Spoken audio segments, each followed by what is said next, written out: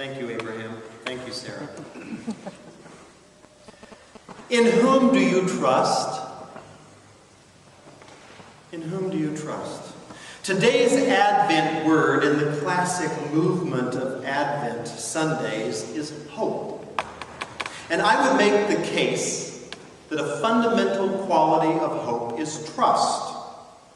Would you agree? We cannot hope if we do not trust in the one in whom we're hoping. The drama that Kathy and Ken offered us today showed us that this shepherding matriarch and patriarch of the faith, that to this couple, God provided both a hope and a test of their trust.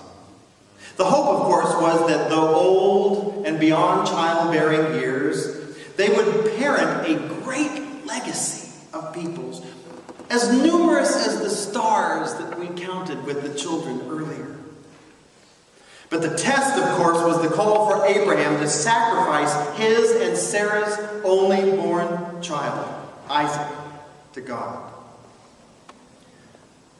I tell you now, if every hope comes at this price, even if it was ultimately unredeemed, if every hope comes at this price, I will have nothing of it.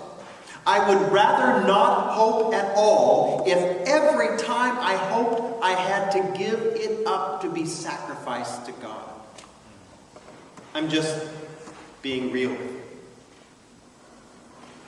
Years later, John the Baptist also offered hope that the one who would come after him would redeem not only his people, but all people would be redeemed through this one.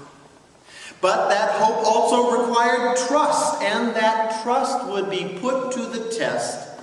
That's John's argument here. That the very people who count Abraham as their father had become a slave to sin. Read that, all of us really. And intended to deal death to both God's messenger, John himself, as well as the one who would be the very message of God, Jesus Christ. But in this latter instance, there is no ram caught in the bush to prevent this son from the ultimate and gruesome death. Again, I shake my head and wonder if hope is worth the cost of putting trust to the test. So the parallels that have been happening within our lives this past week are not lost on me. In whom do we trust? In whom does our community trust? Where do we put our hopes? Do we trust the culture of violence that allows toys to be made to look like guns? One of the most violent and final death devices known to humanity? Is that what we trust? Do we trust the police, who we pray are well trained, but they're human nonetheless, with prejudices and fears and knee-jerk reactions like the rest of us? How could they not be human like the rest of us? I would say that for many of us, our trust in hope has been put to the test in most horrific ways. Both the culture of violence that pervades our lives and our children's lives has come up tragically short. But also our trust in a judicial system that treats everyone equally, but time and time again seems like it's stacked against those who are black or Hispanic, and fails too many. Does hope really require sacrifice? My God, how many of our children have to be sacrificed before our hope in justice and peace is finally fully realized? Suddenly, I feel shoved back into my dilemma from last spring's Lent. You remember when we talked about atonement? And the story of Abraham and Sarah and Isaac. This story of a baby born for a sure and certain death seems to say that this God who is love and offers grace so abundantly looks like a maniacal, bloodthirsty maniac. Well, in my dilemma, I turn to the great wealth of wisdom that helps me understand the Bible better than I possibly can. And a colleague of mine, the Reverend Nadia Bowles-Weber, whom I have introduced you to before, gave me the wisdom I needed to move through this paradox. She's the pastor of Church of All Saints and Sinners in Denver, Colorado. She was interviewed by Krista Tippett on National Public Radio, the On Being program that aired this last fall. She talked about this very dilemma. These are her words. But so, if you look at Jesus, to me the greatest revelation of who God was actually at the cross. Because to me, that's not God's little boy. Like God is some sort of divine child abuser sending his son, and he only had one of them, you know. Like, come on, give me a break. You know, God's little boy, he only had one, and as this sort of divine child abuser, or as a cigar-chomping loan shark demanding his pound of flesh, you know, he's sending his little boy to the what hogwash, right? That actually is God on the cross. That's God saying, I would rather die than be in the sin-accusing business that you put me in.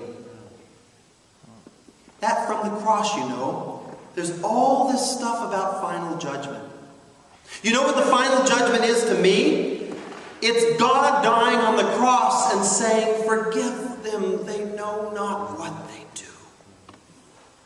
That is an eternally valid statement to me. That is God's judgment upon us. And so to me, if God could bear that kind of suffering and only respond in forgiveness and love, that is the God who is present in a devastating hurricane, in that room with an abused child. So to me, God has come into this world and is bearing that suffering, not causing it. Those words speak my faith more than I can tell you. So here's the hope, and here's the trust, and here's the test.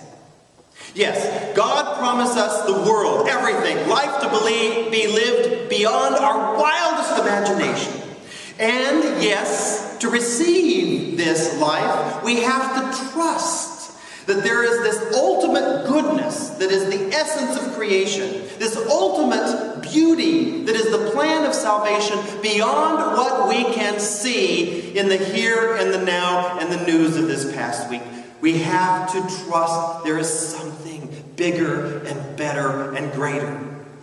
But the test that this created order was designed. But the test is that this created order was designed to work on its own. That is, we human beings are in charge of the course of human history. God will imbue life with this amazing grace and love and beauty, but has handed it over to us to be in charge. That's the test. So what do we know happens? Our children will die. It happens. And the justice system will fail us. It happens. And all manner of evil and pain and heartache will befall us. But here is the ultimate hope and the ultimate trust and the ultimate test of God rolled into one. God is not the cause of that suffering, but is bearing that suffering with us. Rather, God is willing to die on a cross with us. God is willing to die on the streets with us. God is willing to die on the Kudel playground with us. God is willing to die with us wherever our deaths happen, rather than to be in this sin accounting business that we so often put God into. Because you see, what we fail to realize is that God also and trusts and tests. It's not just us. God hopes in us to be the loving and grace-filled creatures that we were created to be. But God did not create us to be dolls to be manipulated. So God has to trust us to do the right thing.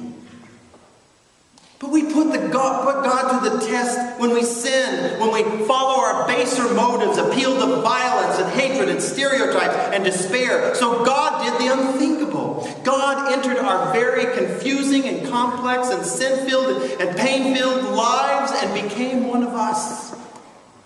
And not just one of us, a baby one of us. God chose to bear our suffering in the hopes that one day we would rise above the pain, that one day we would respond with forgiveness, that one day we would respond with love. It's a test that God was willing to take, to make. To see that God bears our suffering so that we might just bear the suffering of one another. Somewhere in that common bond of shared suffering, we find incarnation. God becoming flesh. Somewhere in the sharing of the pain and the possibility is Emmanuel, God with us.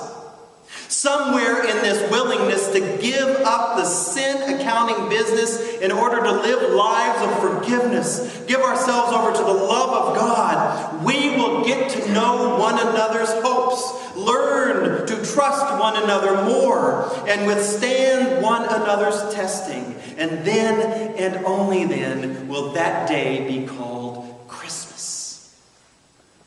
Christmas. And we will know God with us. Amen. So as we bring our service to a close, I invite you to stand as you are able and sing our final hymn.